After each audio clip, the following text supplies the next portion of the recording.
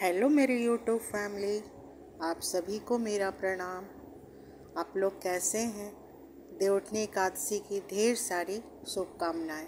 कार्तिक मास की शुक्ल पक्ष की एकादशी तिथि को देव उत्थान एकादशी कहते हैं। इसे प्रबोधनी एकादशी भी कहते हैं और इसे देव उठनी एकादशी भी कहते हैं। इस वीडियो में हम देवउठनी एकादशी की व्रत कथा की कहानी आप लोग को सुनाएंगे और आप लोग ध्यान से सुनिए और सुनना भी चाहिए। कार्तिक के महीने में एकादशी के दिन एक राजा के राज्य में सभी लोग एकादशी का व्रत रखते थे।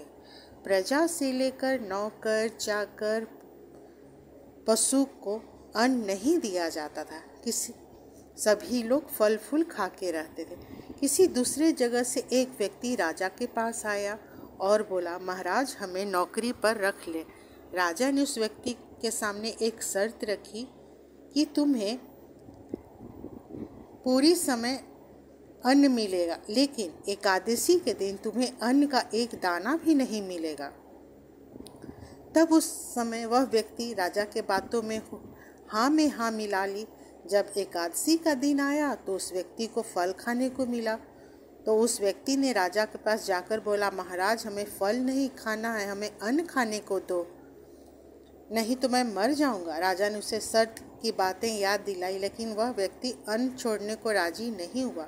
फिर राजा ने उसे दाल चावल सब्जी सभी चीज़ें दे दी। वह व्यक्ति नदी के किनारे जाकर स्नान आदि कर और सात्विक भोजन बना ली और खाना बनाने के बाद भगवान को बुलाने लगा भोग लगाने के लिए। तो श्री विष्णु चतुर्भुजधारी भगवान प्रकट हुए और उस व्यक्ति के पास प्रेम से बैठ के उस व्यक्ति के साथ भोजन करने लगे। भोजन करने के बाद भगवान अंतर्ध्यान हो गए और वह व्यक्ति अपने काम पर चला गया। फिर 15 दिनों बाद एकादशी आया तो वह व्यक्ति राजा से दुगना सामान मांगा और बोला, मैं उस दिन भूखा ही रह गया था महाराज। तो महाराज ने पूछा क्यों? तो वह बोला कि मेरे साथ भगवान भी खाना खाते हैं ना, इसलिए सामान कम पड़ जाता है। हम दोनों के लिए यह सुनकर राजा को बहुत आश्चर्य हुआ। राजा ने बोला, भगवान तुम्हारे साथ खाना नहीं खा सकते, तुम झूठ बोल रहे हो। मैं इतना व्रत रखता हूँ, पूजा पाठ करता हूँ, मेरे साथ तो भगवान कभी भी खाना नहीं खाते, ना ही दर्शन दिए। तो वह व्यक्ति बोला, राजा मैं आपको विश्वास नहीं है तो आप पेड़ के पीछे छुप कर देखिएगा। वह व्यक्ति नहा लिया नदी के किनारे और खाना बनाने लगा और भोग लगाने के लिए श्री हरि को पुकारा तो भगवान नहीं आए।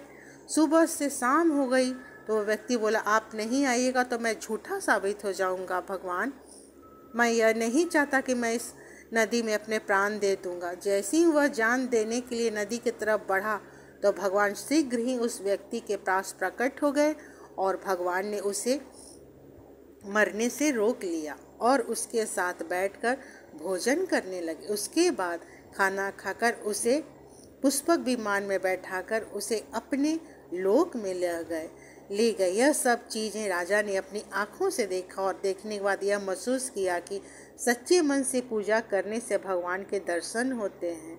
दिखावा करने से कुछ भी फल की प्राप्ति नहीं होती है, इसलिए हमें सच्चे मन से सभी की सेवा तथा सम्मान करनी चाहिए। उसके बाद राजा ने सच्चे मन से प्रजा की सेवा की और अंत में राजा को मुक्ति मिले और मोक्ष की प्राप्ति हुई। एक बार बोलिए श्री लक्ष्मी नारायण की जय, माता लक्ष्मी की जय।